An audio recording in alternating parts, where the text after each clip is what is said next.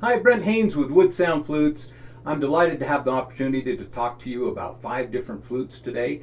The first flute that we're going to talk about is this heron flute. This flute is made out of coconut palm wood. We call it red palm, with ironwood, ebony, yellow cedar burl, turquoise. Of course, the same repeated on this end. And then the totem is on a base of ebony, and on each side is yellow cedar burl of the heron, and all the way down through the middle of it is the turquoise.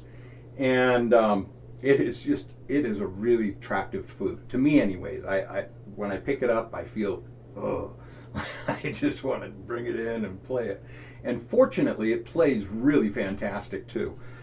This palm wood was planted right after World War II by the Allied forces to repopulate the island of Vanuatu, and with trees. It had been deforested during the war, and the wood, of course, the coconuts provided food and sustenance and economy to the islanders, and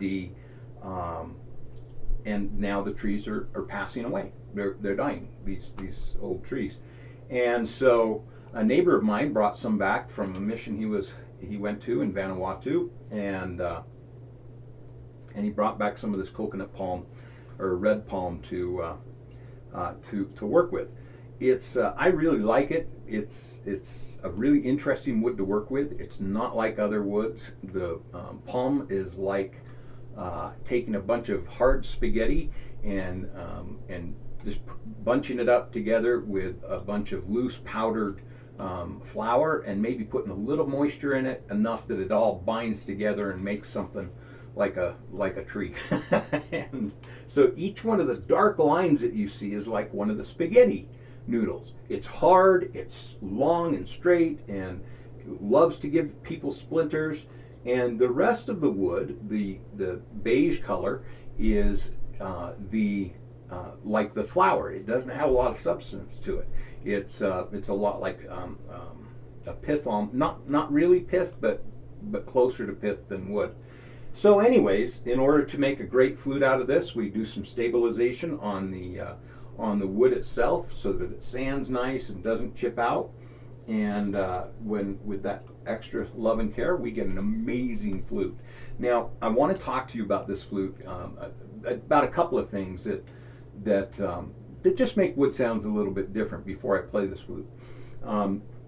As a flute maker, it's easy to make a flute that plays this fundamental note softly. It's hard to make a flute that plays this fundamental note loud. However, when you get to the octave note, it's easy to make a flute that plays the octave note loud, but hard to make one that plays the octave note soft. And this just has to do with the geometries of the instrument and the sweet spot of creating the harmonic in the tube, and the length of the tube, and all that on the top note versus the bottom note, and all of those things.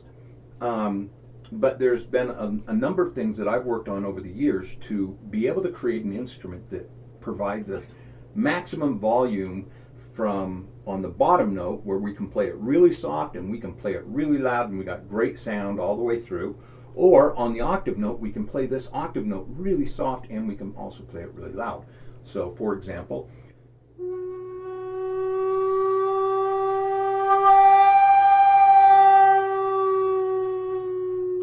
I mean, I can really lean into that bottom note, really lean into it. Now, that's not necessarily beautiful sounding, so wait till I play and I'll put reverb on it. But at least so that you can hear it, I don't want any reverb on this sound. Now, this is the top note, and I'm going to start with the smallest breath I can possibly whisper into this, and then increase my breath from there.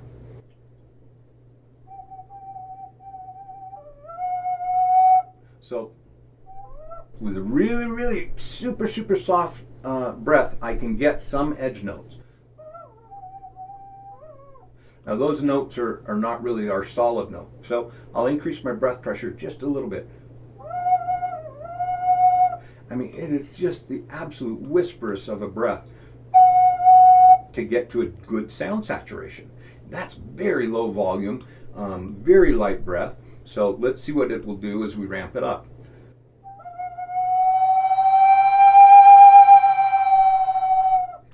So we got great sound saturation on this top note, from the softest it can play to the loudest it can play. We've got a great amount of range of volume dynamics. There's a lot of room to move between those maximums, and it sounds great. Now, the cool thing about a flute that will do this is that a new person can pick up the flute and play it very softly, and it sounds good. Now, it doesn't sound as good as it does when it's got great breath support and really good breath control and things like that, but it sounds good right from the very start, which is really exciting. And then for the experienced player, this huge range of volume dynamics gives you the ability to create and manipulate your sound so that you got loud and soft, and you can create emotion through that volume dynamics. I'll use Amazing Grace just for an example.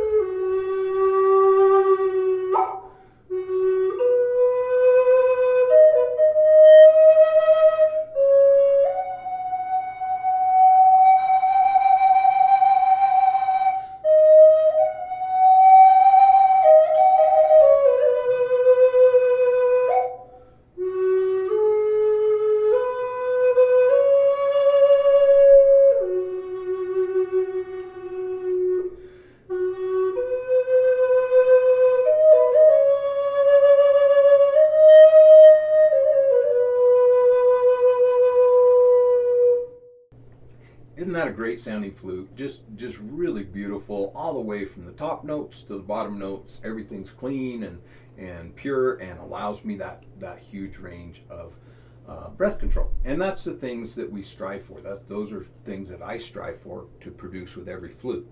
That maximizing the volume dynamics of that wood, and creating the best possible instrument we can for you.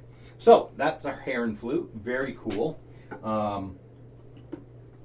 Let's go to the little high flute first, and we'll come to some of these others. This little high boy is a little high E made out of Texas ebony, very hard wood, very dense, denser than water wood. So it's got just a great heft and body to it, but also produces just a lot of sound. So.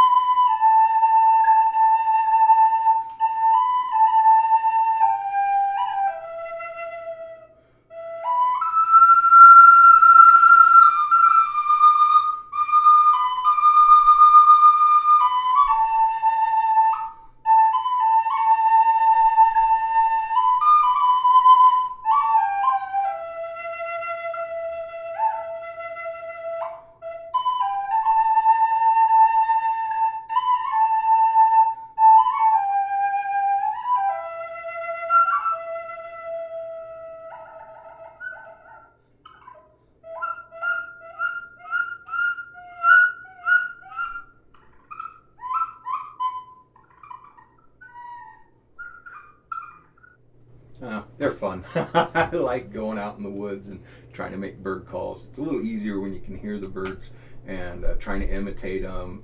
Just a blast. So these little high flutes, even though they're not really up as high as little songbirds, many of the songbirds, they still get the birds to respond. And so you sit and chirp on the flute, and you start singing duets with the birds, which is pretty awesome.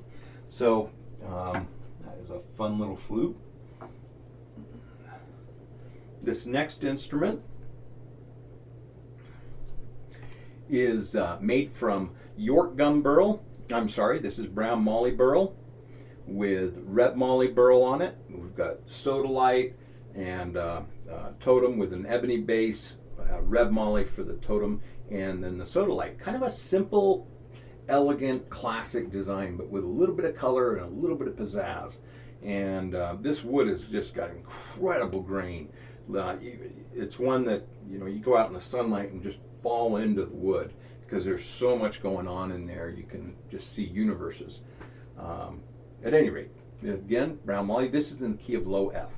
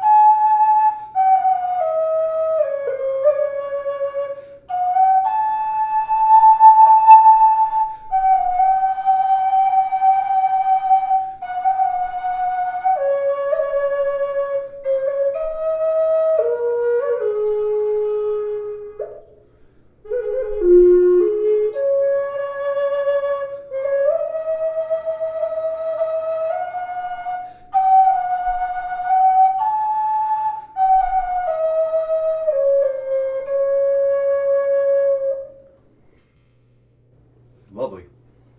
Lovely, lovely. And our last flute of the night is a base A made out of Tasmanian blackwood burl. This is it's kind of a little decked out, but not really like over too much, I don't think. Anyway, so we've got the the Tasmanian blackwood burl. We've got on here the brown moly burl for the end caps, and then we've got silver inlay, coral inlay, turquoise, coral, silver, and the same thing on this side. And then for the shoulders, we've got the silver inlay, coral, the turquoise, and then of course our bear is made out of the coral with an inlaid heart line of turquoise all around the bear. And I just think he's really cool. Love him. This is the first totem I've done with silver inlay in for the heart line. So for me, I guess it's kind of fun and exciting. Oh, the other thing this flute has is it has our Easy Clean mouthpiece. The Easy Clean mouthpiece is made with nickel silver tubing to go in on the tenon part, and then inside the flute you've got the nickel silver sleeve that fits this just airtight and allows you this piece to be put into the flute. It can be moved to any angle, so I actually typically play left hand down, so I can play it in a left hand down fashion.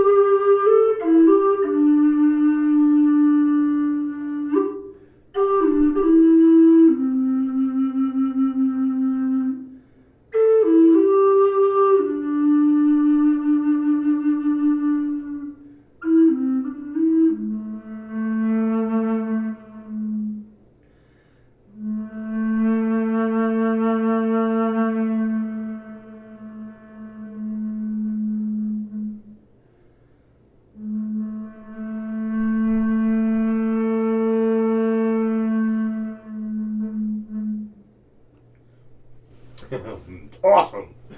This flute is rocking.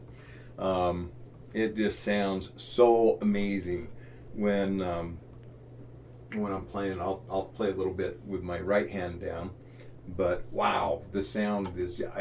I don't have no idea how it's coming through on the video. I'll probably end up editing all this out, but wow, that is just. It's a really, really powerful, beautiful sound. Whew.